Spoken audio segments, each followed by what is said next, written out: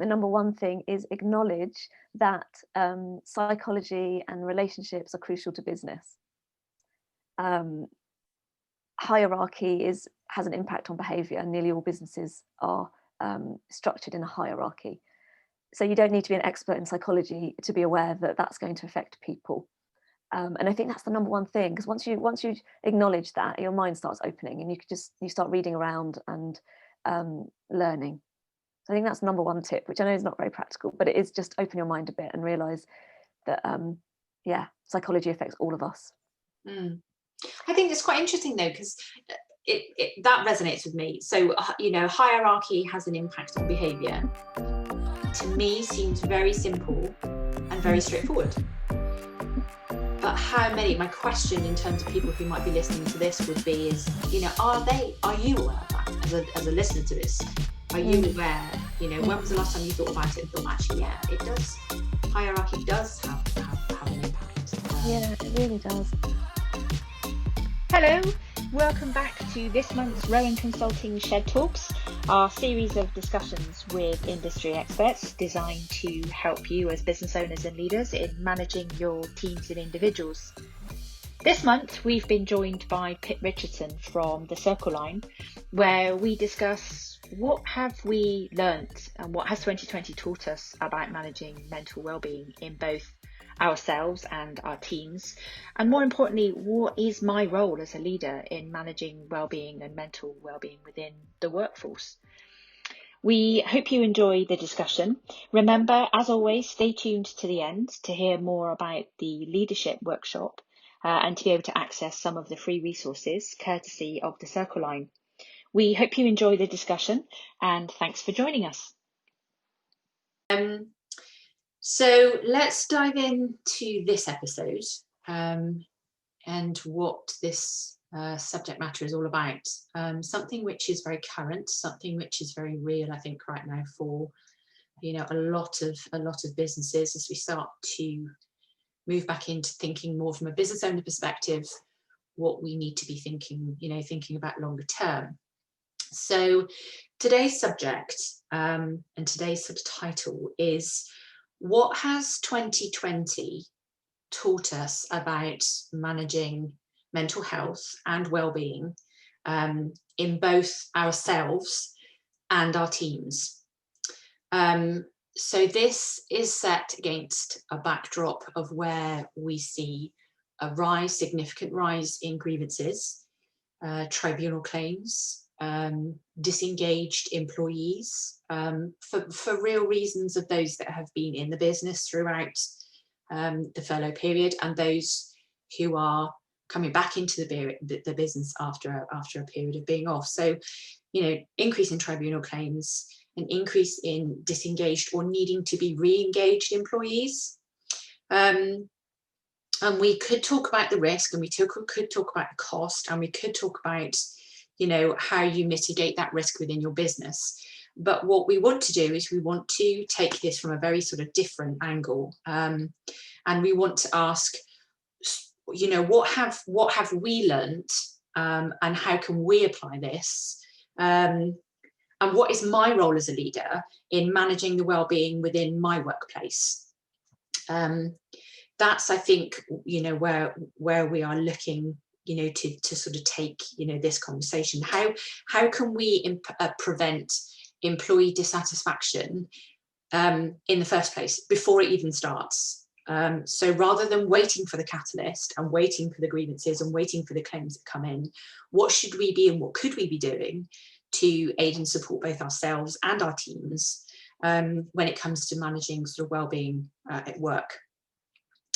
So to help me with this discussion, I'd like to introduce you to our guest speaker. Bear with me one second and I will introduce you to our guest speaker. We're coming for you, Pip. Bear with us. Hello. Good morning. Good morning. How are you? I'm good. How are you? Yeah, I'm very well, thank you. Nice to Good. meet you.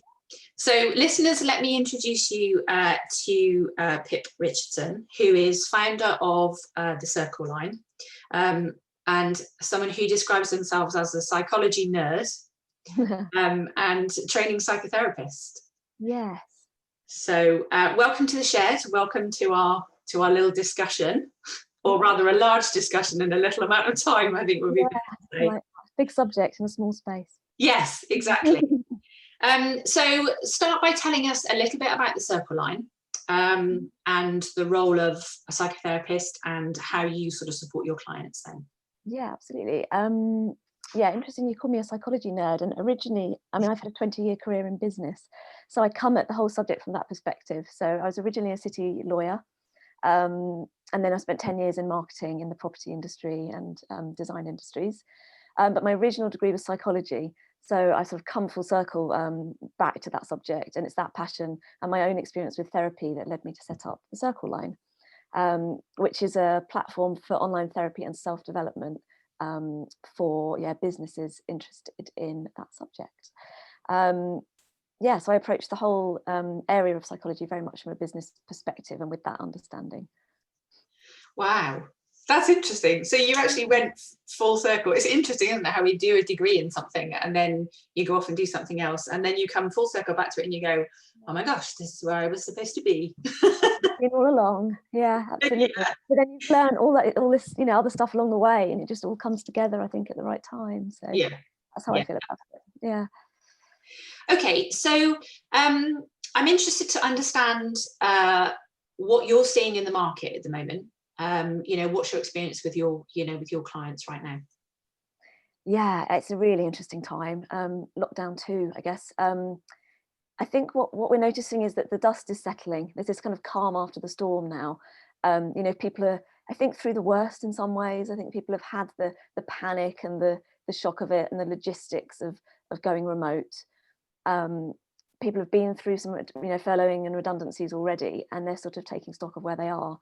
So it might be that new teams are reforming, or sort of teams are slightly have adjusted, or structures of companies have adjusted, and people are looking at, right, what are we now? Where is morale now? Who are we now? Are our values still the same? And is our business model even still the same?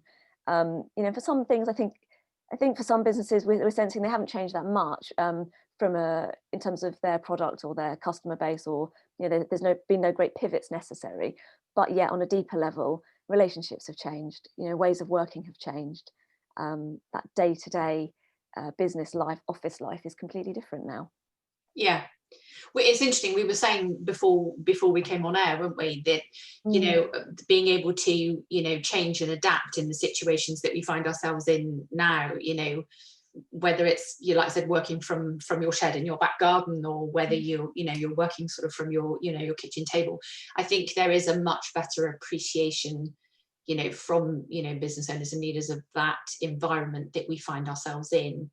And it's I think where we are in terms of this conversation is about, okay, we've accepted that, and that has become more normal and more sort of what we do, but it's how we what are the consequences of that, where do we sort of find ourselves, and what's going on in terms of sort of that employee brain while. Absolutely. And that's I love that phrase, the employee brain, and that's exactly where we come in, and that's where we look at it, and from all angles, the employee brain, the leader brain, and the divisions that come between the two roles. Fascinating. Yeah. Yeah. One of the last conversations we had, so in one of the sort of earlier episodes, the sort of employee brain, leader brain, I think employee brain is, they are coming back into the work, the sort of the more people, employee brain is looking for more structure and is looking to get back into some form of structure and sort of whereas it used to be sort of 9 till 5 and your daily commute, and perhaps getting out of the structure. And I think people want to sort of find some form of sort of structure back, whether that's I need to still be at my desk at 9, and I need to know sort of what's happening. We're all very good at grappling with the technology and the communication routes, I think, now. And that's just the practical side, isn't it? But like, that need for structure is one of the psychological sides of it. It's one of the core human hungers, we call them, and structure is one of them, and we need it in our lives. I think the difference is I think what, and I'd be interested to sort of see what your take on this is from a leader perspective, I think they are a little bit of a step ahead. So the employee and the employee brain is still talking and still thinking about, redefining structure, working out what's going on and working out where I fit within that. And I think, from what we feel from our clients is the business owners and the business brain, the owner brain, is now thinking, okay, I need to, revisit the strategy. I need to look at where we're going. I need to look at what's happening and what people we're going to need. And they're almost sort of a step ahead in terms of business strategy. And, I've got to keep my business going, which is something we've all experienced. Let's be honest. I don't think any of us have, unless you're Amazon, have sailed through going, this is going to be great. We've all experienced it, a lot of change and upheaval as business owners, but, their brain is sort of one step ahead. Yeah. And I think, I guess my question is when we have employee brain thinking structure where we are, and we have business owner brain going, okay, everybody on the bus, we're going in this direction. This is where we need to take it. This is the value out of our clients. What's the sort of things that we see there? Have you come across that? What the looking ahead part? Yeah, absolutely. Yeah. And I think that's what I mean about sort of feeling the calm after the storm. It's people are taking stock and leaders are looking ahead now, looking how do we get ahead of the game.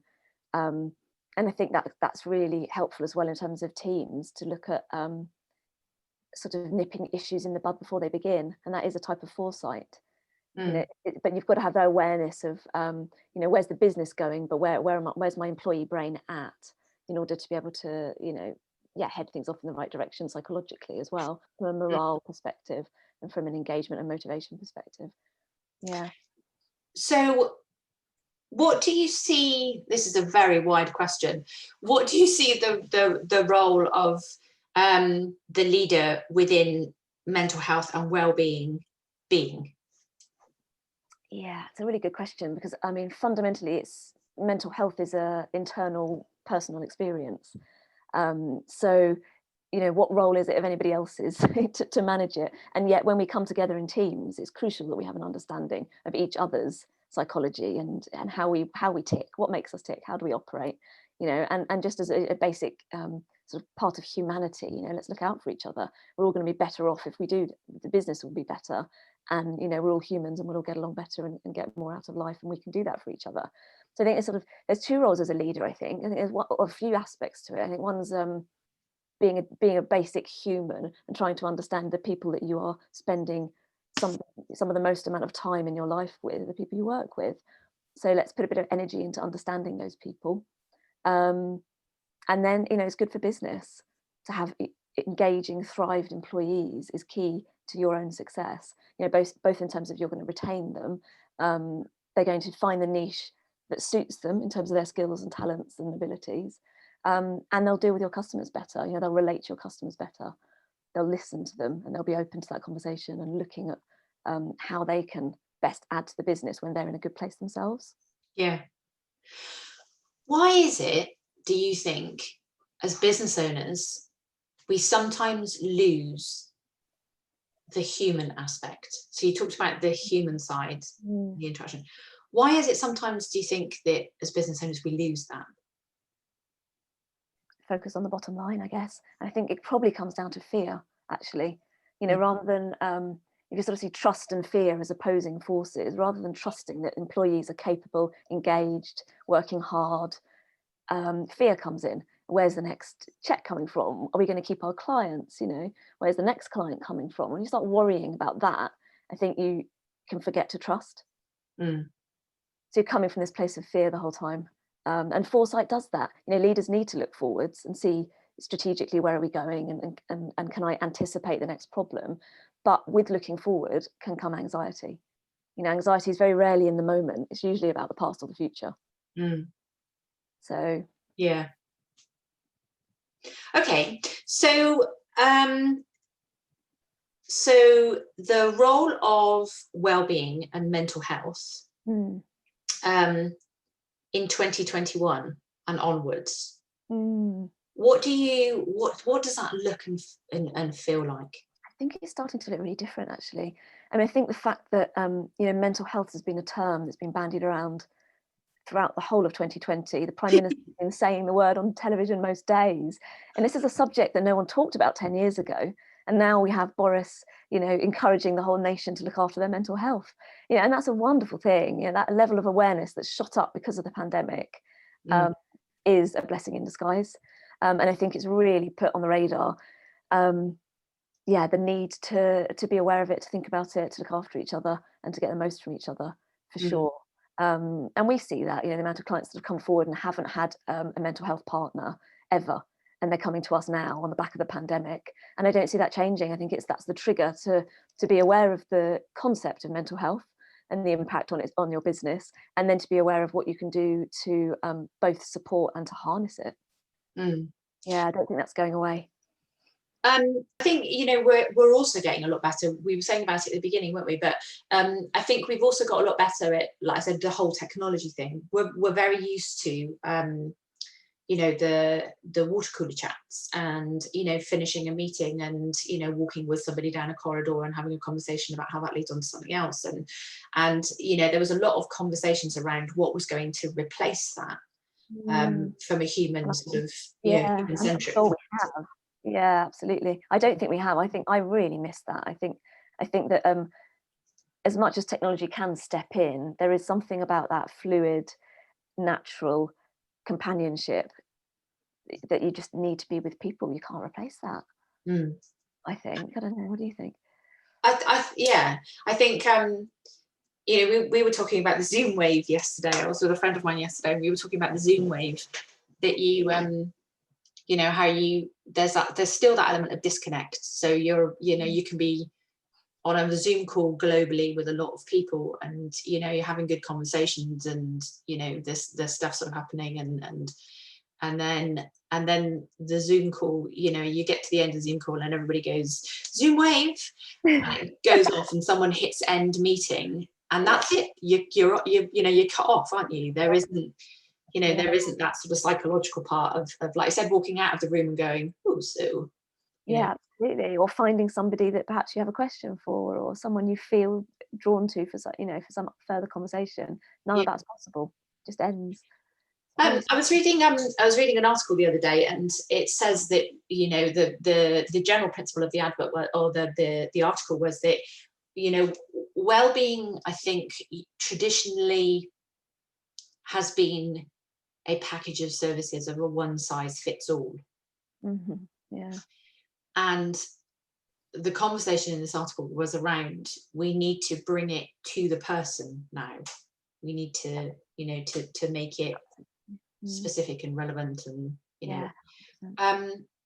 you agree with that? Doesn't fit all. Yeah, absolutely agree with that. Yeah, and one size absolutely doesn't fit all. I mean, there are some common themes about people. We behave in only a set number of ways, really. There's only so many ways we can respond to times of stress, or so many emotions that we can have. But every single person's different. Everyone needs a different thing at a different time. 100%. Yeah, and that's what we really try and do, is meet someone where they're at. So in terms of the technology, we'll integrate with intranet systems. We'll get onto Slack with our clients. We'll be available on to message or to have video sessions with. So putting professional practitioners, therapists, into the workplace where people are at, and making it normal and every day is a huge part of what we believe in and what we do. Yeah, absolutely. So how that relates to sort of the next question, really. So how are you working sort of with your clients then, in terms of supporting them around that, the wellbeing and development, at the moment? Then what can they expect from you if they came to you and went, ooh?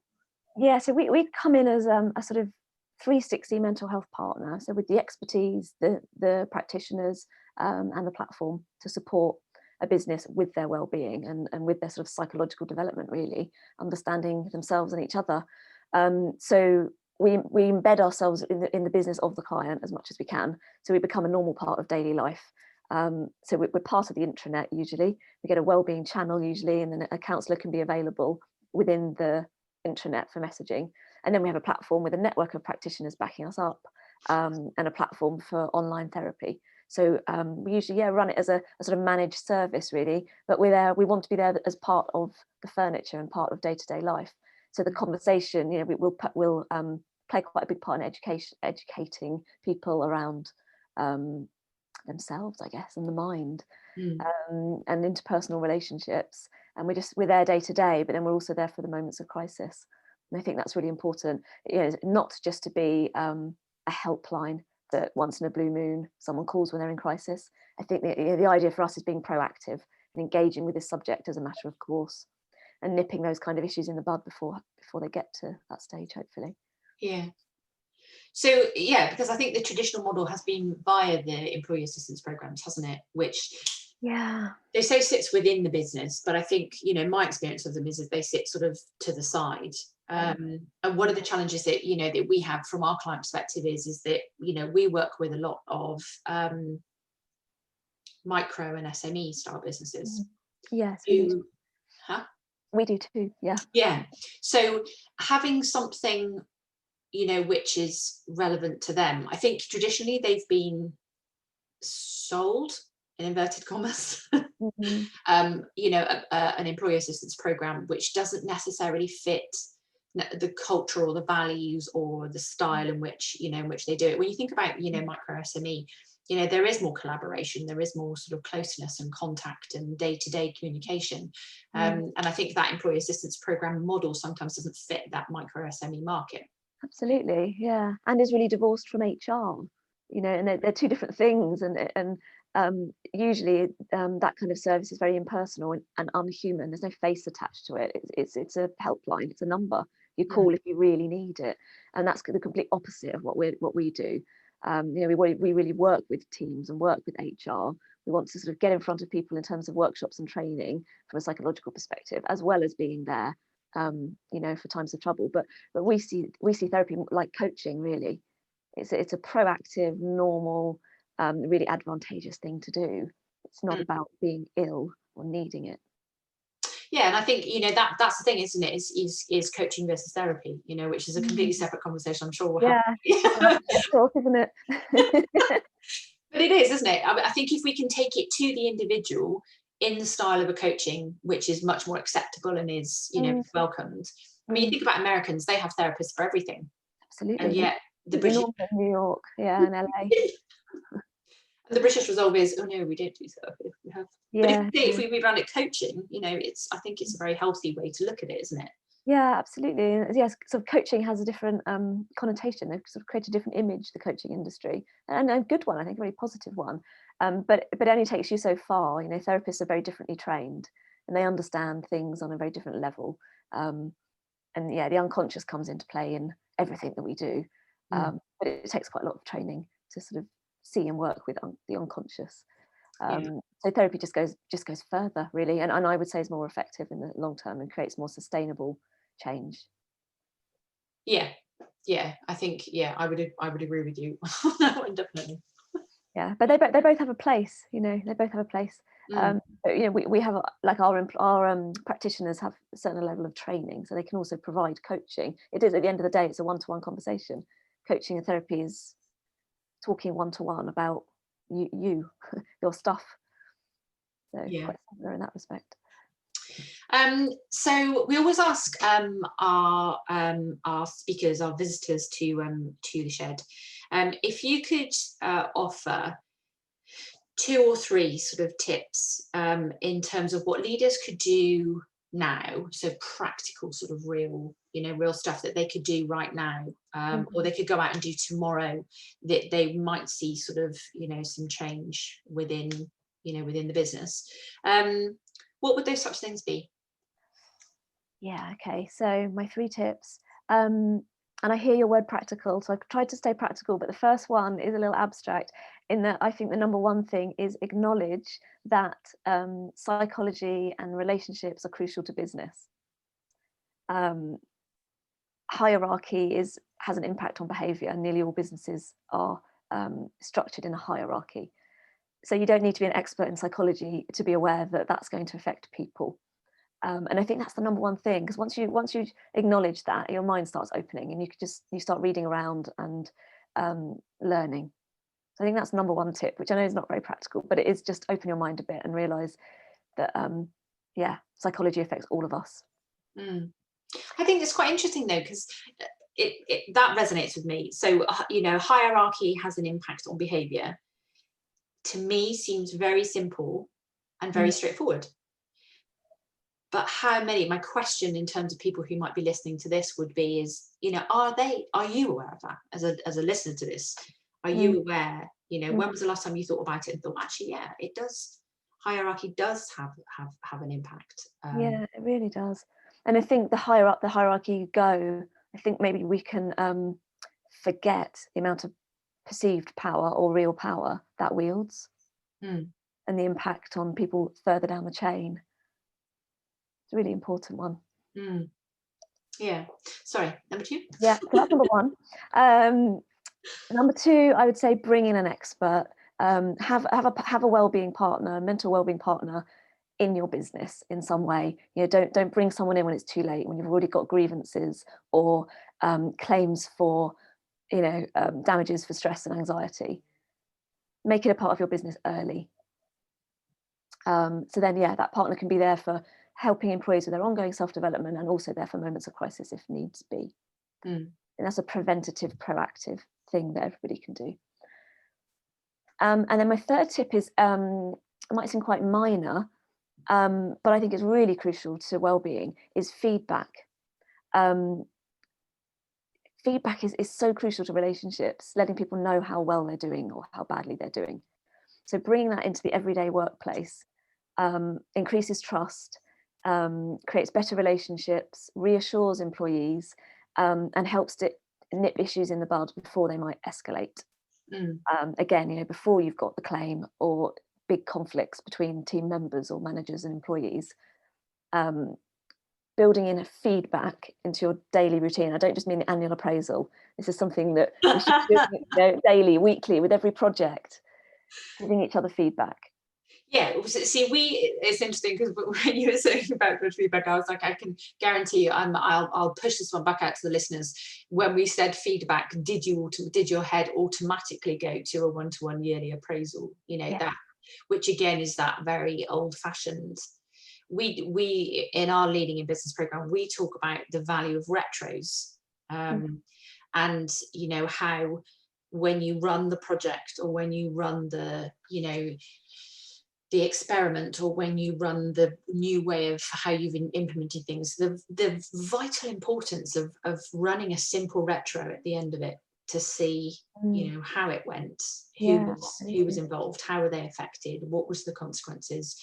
It's such a simple tool, and yet we find when you say feedback, people will automatically go, oh, that's the yearly one-to-one appraisal.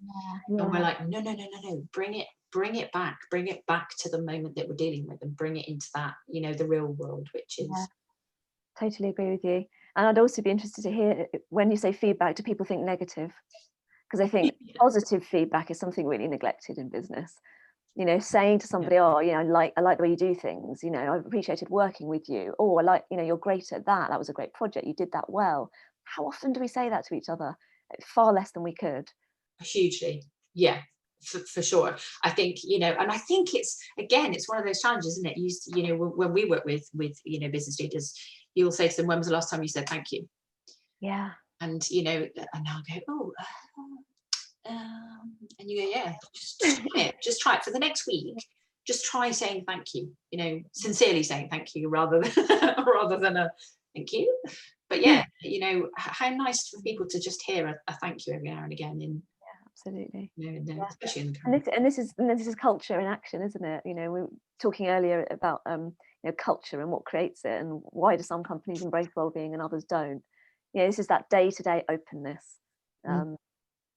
I think it's crucial.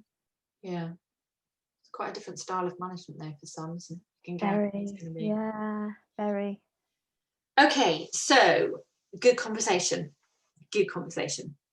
and lots more. I think we can probably revisit. Another few Shed Talks have come out of this, I think. Yeah. Which is what we always, that's fun. We're happy to do them. We always say to people, we're very happy to do them. So yes, I understand there is an offer from Circle Line to the listeners of this podcast and this Shed Talk. Explain to me a little bit about what that is, and then we'll make sure that people, the listeners, know about it. Yeah, we thought what might be useful is to run a leadership workshop for managers who want to learn a bit more about wellbeing in the workplace and what they can do personally to support and develop their teams. So first 6 people to respond can join our free workshop where you'll gain a deeper understanding of your own personal leadership style. Might be something you know well, and it might be something you've never thought about, but it's crucial to recognise what your own style is. So learn about your leadership style, its impact on your team, and then we'll provide a free copy of our mental wellbeing manifesto as well for you to implement in your company if you want. Excellent. And we couldn't have timed that better. Our first, so the episode 1 of series 2 was around what sort of leader are you? Understanding sort of what sort of leader you are, what your style is, how that may be perceived. So what a great connection. Ticking that, yeah, and being able to. So those of you who have taken that up, and I know a few of you have, in terms of starting to understand what your style is and how that can be perceived, I think this is a great opportunity for anyone who is who's looking to take that a step further, and the prevention, the sort of the foresight of being able to see that. So that's a brilliant offer. Thank you very, very much. Read the offer. What we will do is we will we'll give you the link in the show notes. For those of you who are actually watching this, you'll see it where you are watching this video, and if you click on the link, it will take you through to our page where you can register your interest. And what we will do is make sure that we connect you up with Pip and her team in order to access that workshop. So remember, it's the first 6 that apply. So make sure that you visit the link and go and register to be able to access that sort of that free workshop. So thank you, Pip. Thank you to yourself and to Circle Line. Yeah, you're very welcome. Thanks for having me. It's been really interesting. Yeah, like I said, it probably opened up a whole heap of other conversations when we're doing one in the future. So yeah, for those of you who are listening on playback, then you will find the links where you're watching or listening to this podcast. Thank you for joining me, everybody, out in the virtual world. This has been a Shed Talk from Rowan Consulting, HR and organisational design specialists, working with business owners and leaders in order to help structure their business, developing their leaders and managing their individuals via our HR services. If you have enjoyed this Shed Talk, please feel free to share it amongst your colleagues and contacts, and to subscribe to any of our videos. Again, click on the link where you're watching this video. It will take you to our YouTube channel and you'll be able to subscribe to our videos. And to subscribe to our mailing list, then you just need to visit our website, which is www.rowanhr.com/resources, where you'll be able to download any of the links that we've had from any of the Shed Talks we've had. So until next time, stay well. Thank you very much for joining us. Thank you again, Pip. We look forward to welcoming you back into the shed at some point. So thank you very much. Thank you to everybody again for listening, and we will see you soon. Thank you very much.